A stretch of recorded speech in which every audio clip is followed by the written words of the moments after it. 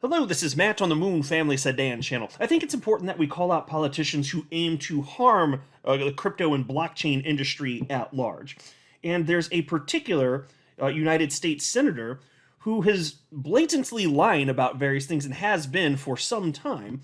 And Attorney John Deaton tagged this particular senator on Twitter, calling her out, and said, quote, "Scary how these politicians gaslight the public."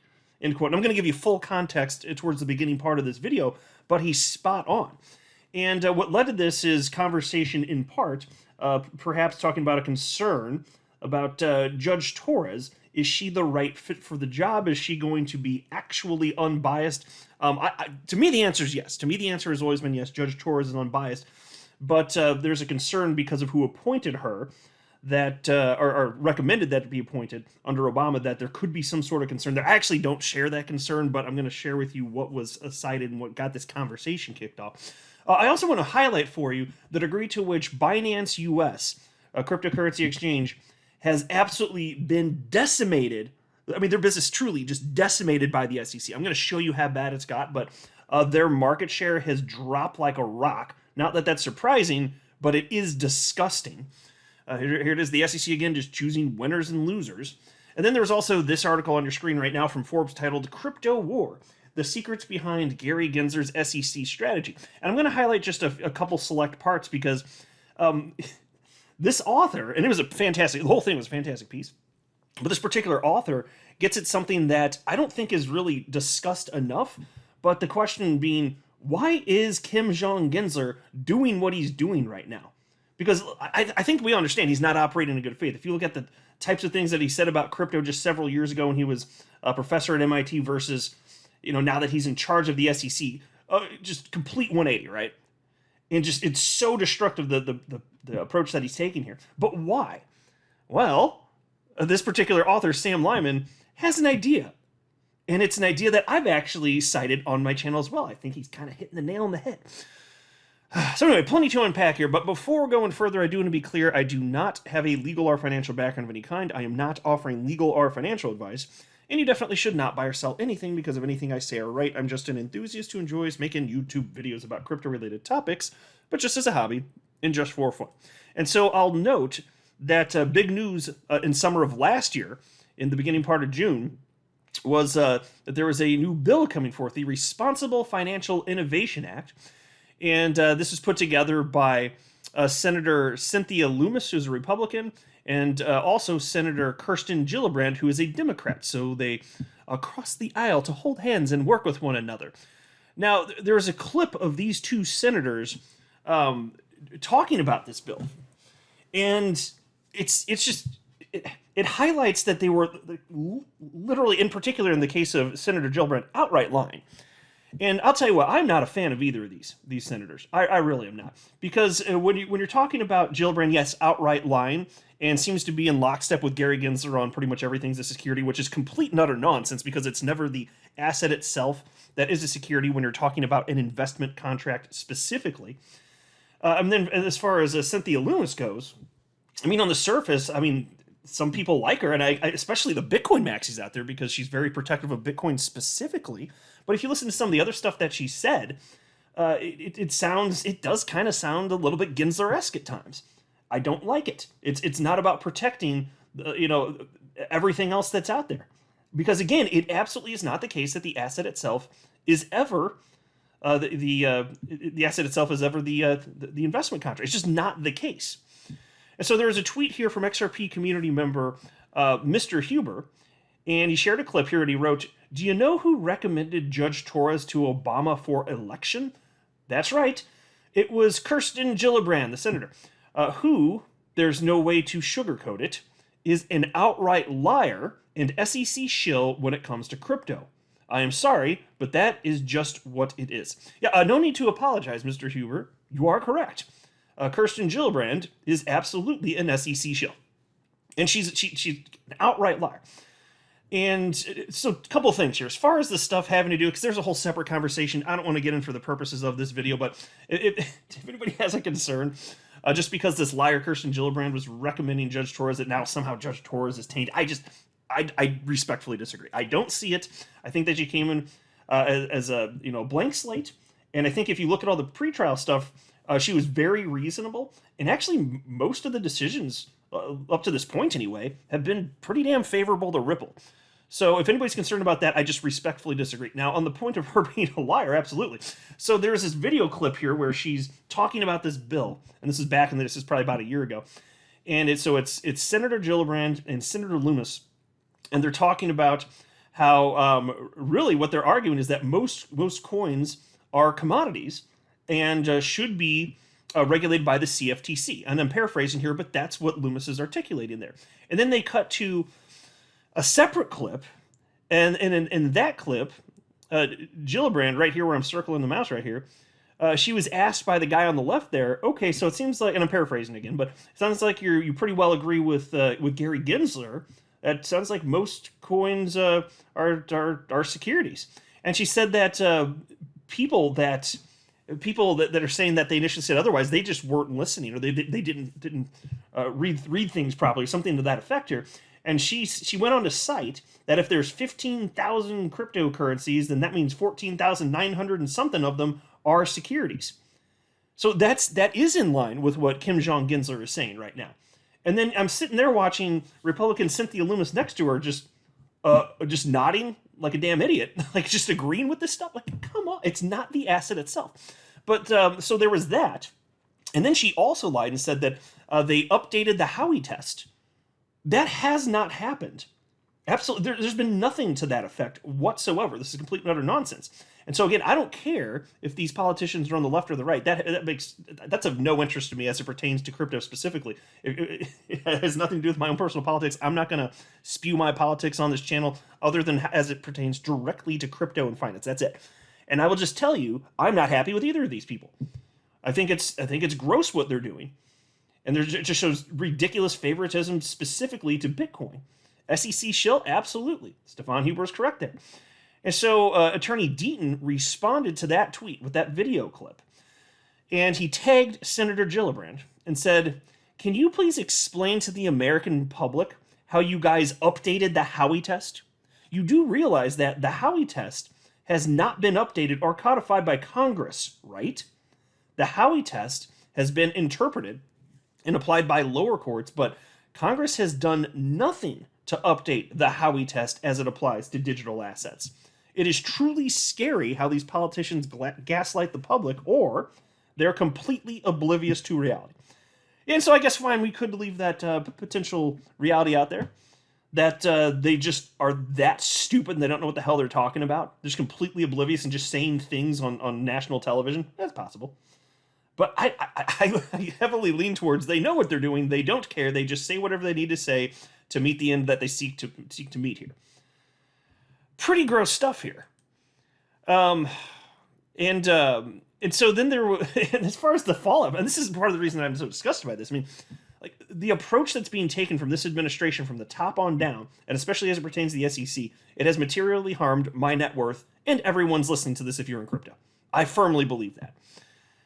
And they're just taking a hammer at all sorts of businesses, which just isn't right. Like, whether you like Binance or Binance US or don't like them, fine. That's perfectly fine. But I want the market to determine winners and losers, not Kim Jong Gensler.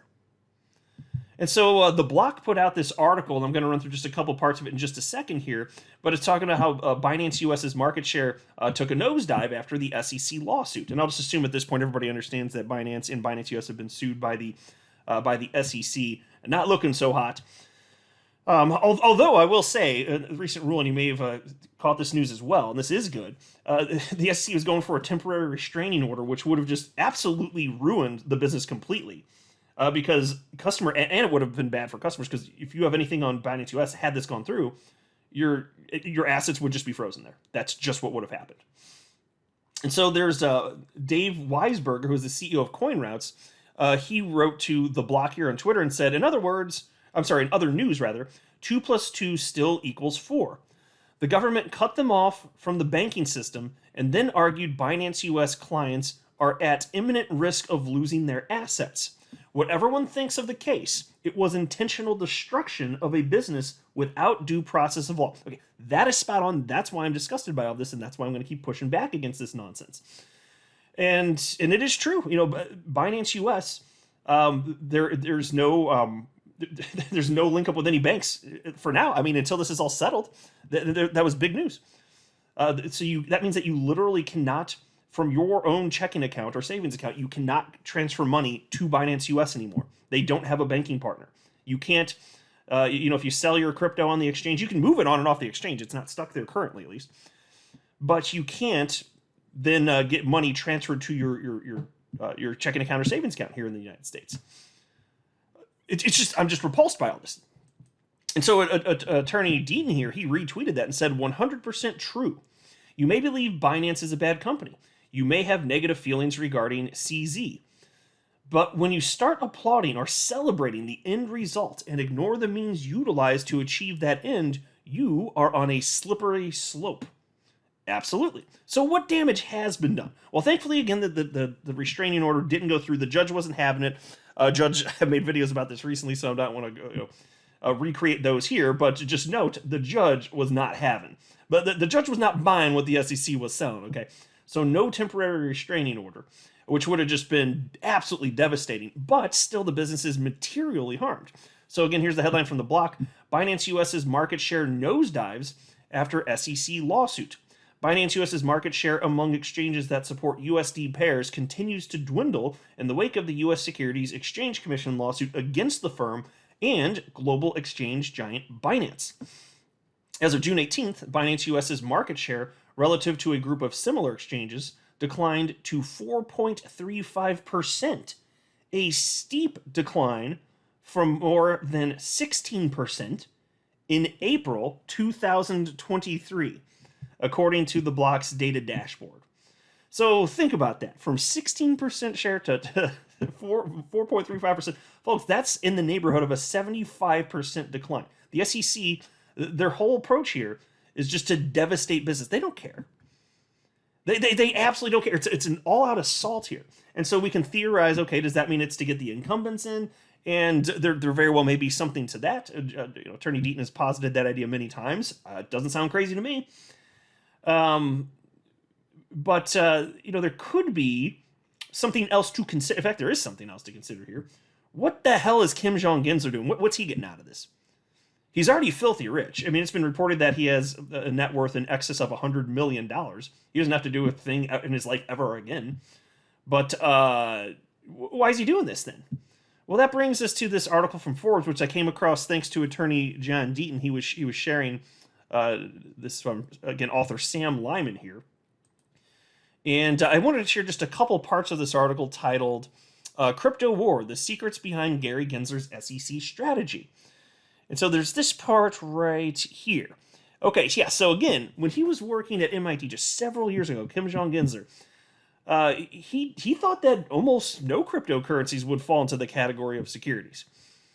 And now he said everything except Bitcoin is a security. That's what he's saying now that he's in charge of the SEC. So what's going on here? So the piece on this part reads as follows. How did Gensler make the logical jump from 3/4 of this market is probably not securities to everything but Bitcoin is a security in just a few years? Does this evolution reflect a genuine change of mind on Gensler's part? Or a strategic calculation to expand his political capital inside the Beltway?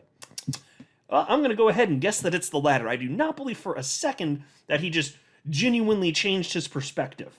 No, not at all. And so if you come down to towards the end part of the article here, this is the part that I wanted to highlight. Because I think that this is very reasonable speculation. Why is Gensler doing this and just destroying businesses? For self-gain. And not even monetary gain. He's for power. He wants more power. He's a power-hungry dude. This is the speculation, right? And I think it's, again, very reasonable speculation because it's hard to rationally think through how a person could go from the perspectives that he held even just several years ago to believing the things that he's stating today. I'm not buying it, man. See, the article reads as follows. By fortifying relationships with Democratic power players, Gensler has positioned himself well for a future promotion, be it in this administration or another one. His resume puts him in top contention as a future Treasury Secretary or as an ambassador in a prestigious European or Asian post. And herein lies the irony.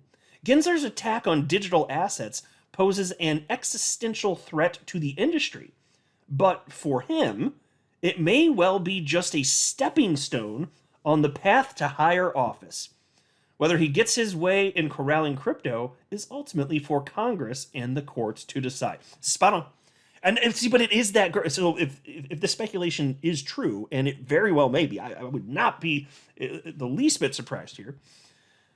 Gary Gensler's just destroying people's lives because it will be good for him personally. Not even monetarily. It's just the ego and the status and the power that he wants. That's it. He doesn't need any more money. He's good. Isn't this gross? Because why? Do any of you out there think that the stuff he's saying, do you think he's at least being genuine? Because it'd be one thing where we just disagree, but he's being genuine and he's obviously on the wrong side of the law. That would be one thing. But do we actually think that he believes what he's saying? Could he have done a complete 180 on so many things from just several years ago after he had already engaged in thoughtful analysis on it? I just don't buy it. So there's something else going on here, and I bet that author Sam Lyman here with Forbes, I bet he's hitting the nail on the head. I'm not a financial advisor. You should not buy or sell anything because of anything I say or write. That would be a very, very, very bad idea. Until next time, to the Moon Family Sedan.